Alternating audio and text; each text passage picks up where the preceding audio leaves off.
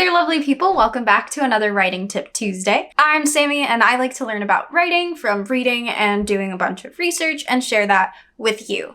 This week, I want to talk to you about world building. Now, there's a lot that goes into world building depending on how you want your world to be. But I'm a strong believer that you should be doing your world building process before you start writing your story. You should know in full detail what your world is going to look like, how it's going to work, what gravity feels like, all that kind of stuff before you put your characters into it. Because if you're not sure about the world, how can you be confident that your characters are going to navigate properly? I also think that there are a lot of different tiers of world building. I think that there are about 10 levels of world building that gradually require more and more work. So maybe your world is at a level 1. So you think me telling you to make sure you know what your world is probably is a little redundant. You already know. So let's talk about those different levels. Level 1, I'm going to say, is a real place, present day. If I wanted to write a story about my hometown and what it looks like and people going around to different places in my hometown, I could do that. And it wouldn't be very hard. I would just go to real places, and those would be the places in my book. I'm well acquainted with them, and so would my characters. Level 2 would be a real place in the past. Now, this could be 10 years ago, it could be 100 years ago, but it's still going to require a little bit of research to know what it looked like, what the politics were, what kind of weather they were having in this time frame, because our weather now is very different from the weather that they would have been having like 100 years ago. That one, while it's easier because it's still a real place, it does require a little bit more work to figure out how to properly use that location in your story. Level 3 is going to be a real place. We're still in that zone, but in the future. Now, this one gets a little bit more creative than in the past because you don't have to go and do any research on the factual situation. It could just be 5 years in the future. It could be 140 years in the future, and you make up your own world, your own politics, your own street names, your own landmarks, that kind of stuff. A good example of this would be Divergent, which is set in Chicago in a dystopian future where they have the landmarks that are in Chicago, like the Bean. Building up that new world in the future doesn't have to be dystopian. It could just be more sci-fi. Putting it in the future gives you more opportunities to play with different types of technology and different ways of life that aren't necessarily possible right now, but could be sometime in the future if we wanted to focus our sciences on that. Level 4 is a place based on a real place. So maybe you really like this one city in Italy that you've seen a picture of, and it's just so pretty, but you don't have the money to go to Italy and don't have the time to research how that city operates. Maybe you end up just taking the information that you get from that picture and building off of it. So the buildings look like this, the color scheme is this, the weather is like this is how the buildings are built, this is how the streets are made, this is the fashion that people wear, and then you come up with everything else around it and you name it something different. Maybe it's not in Italy at all, maybe it's in Idaho, because nobody knows anything about Idaho unless they live in Idaho.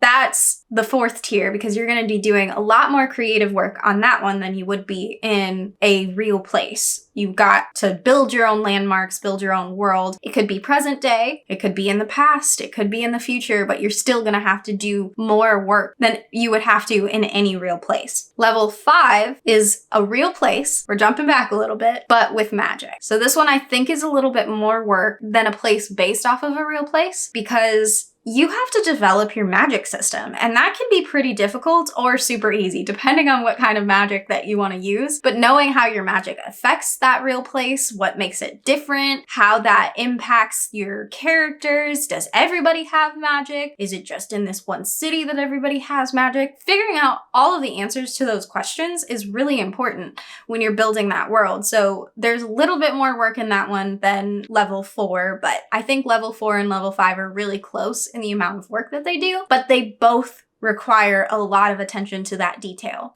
Level 6, mesh them together. A place based on a real place, but with magic. Same kind of stuff as each of those. You're going to be doing twice as much work because you have to develop the place and the magic system. Level 7, a completely made up place in the present. This could be a world that you draw a map for. This could be a company where the characters all interact within this one company. A good example of this would be like Squid Games. In Squid Games, this world that the games exist in is very separate from the real world that it's in. So that could be a completely made up place. It's not based off of anything. It is Squid Games in and of itself. One place, one thing, one entity. And that takes place in the present. Then level 8 is going to be a completely made up place in the past. Are we sensing a pattern yet? So a completely made up place in the past, you're going to have to develop the place, how the technology affects that place, what levels of technology they have, what are the politics like, what is life like for your characters? Are they royalties? Are they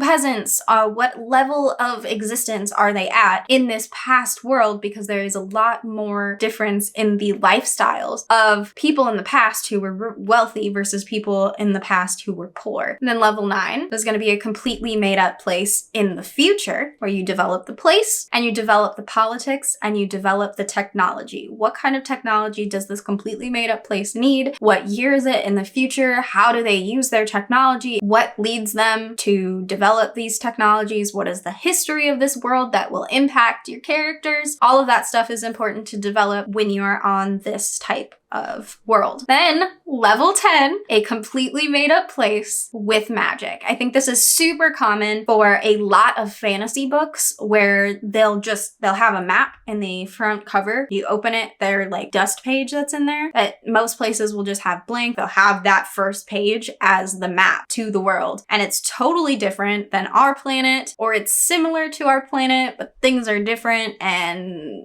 that kind of stuff. This is a really big a lot of work because you have to develop that place. A lot of people draw a complete map of the world so that they have reference for like what kind of weather patterns their characters will encounter, what kind of politics will affect these characters from other countries. How does that world change the story? And then of course, developing your magic system. So all of these different levels do require quite a bit of work. In every fiction story, there is some world building choices that need to be made. Whether it's just deciding where you want to set the story, if it's set where you live and it's just the blocks, 4-block radius from where you live, and you take all of your locations based off that. If it's New York City and you just set your characters in an apartment in Brooklyn, or it's set in Chicago in the future and you have this dystopian world where people are divided into factions and all of that, or you set up an entire map for your country, for your world, and tell them how their magic works, you're gonna have to do something before you start your book. You have to make that choice. Otherwise, there's a chance where your characters will get lost in the story, and in turn, so will your readers. If you have a world that feels like it's stuck in a bubble, and then you take your characters to Target, and then you're like, oh my gosh, this is like the real world. They can go to Target. You get this jarring moment for your readers, and that's not ever what you want. You don't want your readers to ever be taken out of the story unless it's for making a point.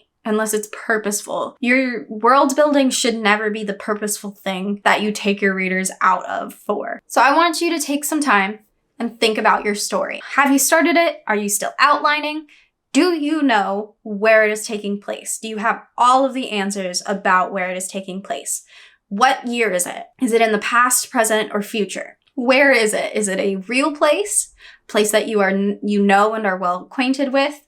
Is it a real place that you can do some research on and find locations and street names and stuff like that to really make it set in that it's a real place?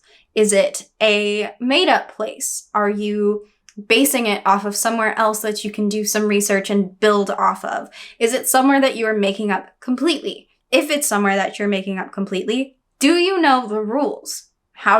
What's different about it? How does this made up place affect your characters? How does it affect people who are just around, the non-player characters? Is there magic? How does the magic work? How does the magic interact with technology? What is the technology that your characters can encounter? If it's set in present day, do they have phones? How do the phones come into play in your story? If it's set in the future, do they have phones? Do they work differently? Every single level has questions that you have to answer, whether it's where is this going to take place? or what do the plants look like. Every single level is going to take a little bit of work to a lot of work for you to make sure that you know where you're going with your story and how your characters can maneuver the world. And it's very beneficial to do this work prior to writing your story, but it can also help if you're in your revision process and you don't quite know what's missing. Doing some work to make sure you know where the world is and putting your characters into locations and giving them time to travel and that kind of stuff can make it a little bit easier for your story to fill in plot holes if there are any. So I want you to take a minute and go through, answer all of those questions, figure out what level you're at, what kind of world building you need to do, and if you feel confident in your world. And I hope you enjoyed this video. I hope you learned something from it. If you did, leave a like. It'll really help me out. And hit the subscribe button. I'll be here every Saturday and every Tuesday for a story study Saturday and a writing tip Tuesday. And I will see you next time.